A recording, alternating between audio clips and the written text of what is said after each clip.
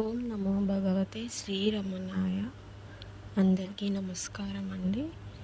మనం ముందు వీడియోలో తత్వదర్శనం అనేది అంటే దైవ దర్శనం కోసం మనం తత్వదర్శనం చేయాలి అని వీడియోలో మనం చెప్పుకున్నాం కదా.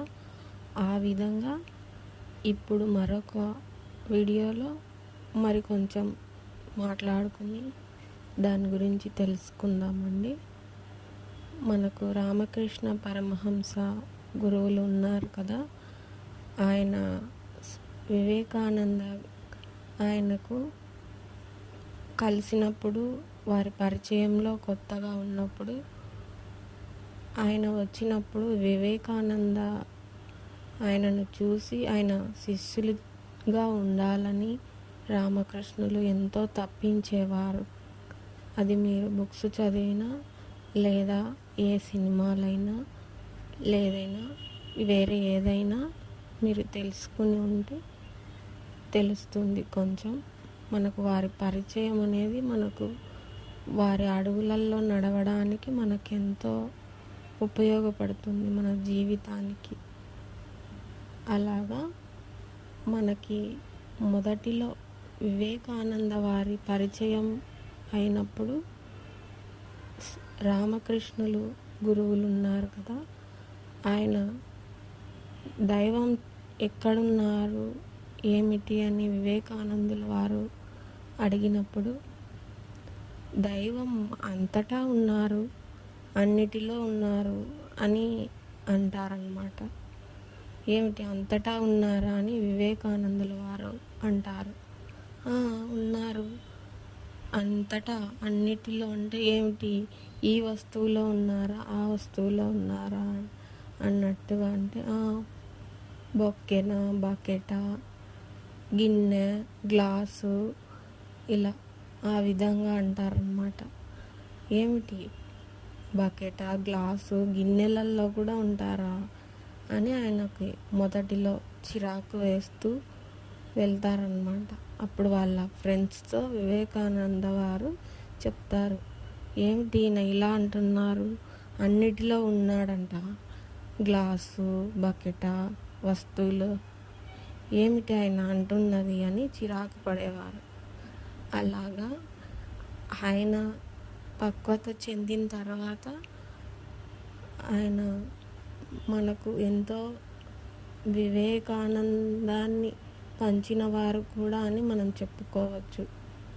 మొదట్లో ఎవరికైనా అది ఒక తెలియని ఒక వింతగా అనిపించవచ్చు. అయితే మనకు కూడా మొదటి స్థితిలో మనకి కూడా కొత్తగా వింతగా ఇదేంటి విచిత్రంగా అన్నిట్లో ఉన్నాడా దైవం అన్నట్లుగా మనకు అనిపించవచ్చు. అందుకని మనం ప్రతిదాన్ని గమనించుకుంటూ పోతే దాన్ని కూడా తత్వదర్శనమే అని మనం తెలుసుకోవచ్చు. ఉదాహరణకి రామకృష్ణ పరమహంసలు గురువులు అన్నట్లుగా ఇలా బకెట గ్లాసు గిన్నెల్లో ఉన్నారు దైవం అని అంటారు కదా.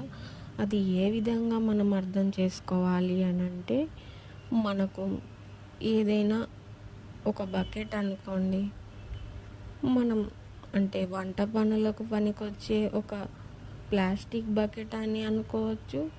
దాన్ని ఏ విధంగా వాడుకుంటాం, మనం పిండి పదార్థాలు మిషన్ కాడించుకుని పట్టించుకుని తెచ్చుకునే విషయంగా మనం దాన్ని వాడుకోవచ్చు, ఒక బకెట్ ప్లాస్టిక్ అన్నట్లుగా. దాన్ని అలా ఉపయోగించుకోవచ్చు. లేదు ఇంకో స్టీల్ బకెట్ లాంటిది ఏదైనా స్నానానికి మనం దాన్ని ఉపయోగించుకోవచ్చు.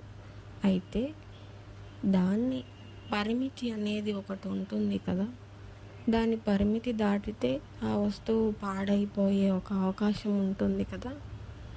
అలా అది తయారైనప్పటి నుంచి అది ఆ వస్తువు పాడైపోయేంత వరకు అందులో ఆ దైవము అనేది ఆ కాల పరిమితి అన్నమాట.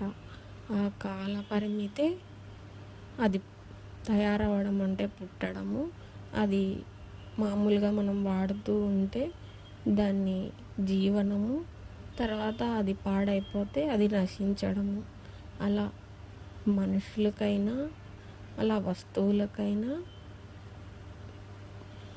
అలా మనం మనుషులకు అన్వయించుకున్నా సరే, సృష్టి, స్థితి, లయ అన్నట్లుగా కూడా వస్తువులకి కూడా ఒక కాల పరిమితి, ఆ కాల స్వరూపమే దైవము అని మనం తత్వరహస్యాన్ని తెలుసుకుంటే ఆ దైవాన్ని దర్శించవచ్చు అని.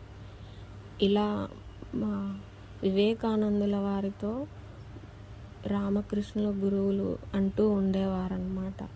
ఏ విధంగా అంటే, నేను అమ్మతో మాట్లాడతాను, అమ్మకు అన్నం తినిపిస్తాను, అమ్మతో ఇంకా కబుర్లు చెప్తాను అని కూడా అంటారన్నమాట. ఇలా ఇలా ఎన్నో తత్వరహస్యాలు, తత్వాన్ని తెలుసుకుంటే నిజంగా మనం ఆ సృష్టితో కనెక్ట్ అయి ఉంటాము, ఆ పరమాత్మతో కనెక్ట్ అయి ఉంటాము. లేదా నేచర్తో, మీకు ఏ పదం మీకు ఇష్టమైతే దాన్ని మనం మనలాగా మనకు నచ్చిన పదాన్ని తీసుకోవచ్చు అన్నమాట. అలా చూడగలిగితే తత్వదర్శనం అనేది ఎంతో ఆనందాన్ని కలిగిస్తుంది మనకు. మామూలు లౌకిక విషయాల కంటే అలాంటి విషయాలు తెలుసుకున్నప్పుడు ఎంతో ఆనందాన్ని మనకు కలిగించుతాయి అన్నమాట.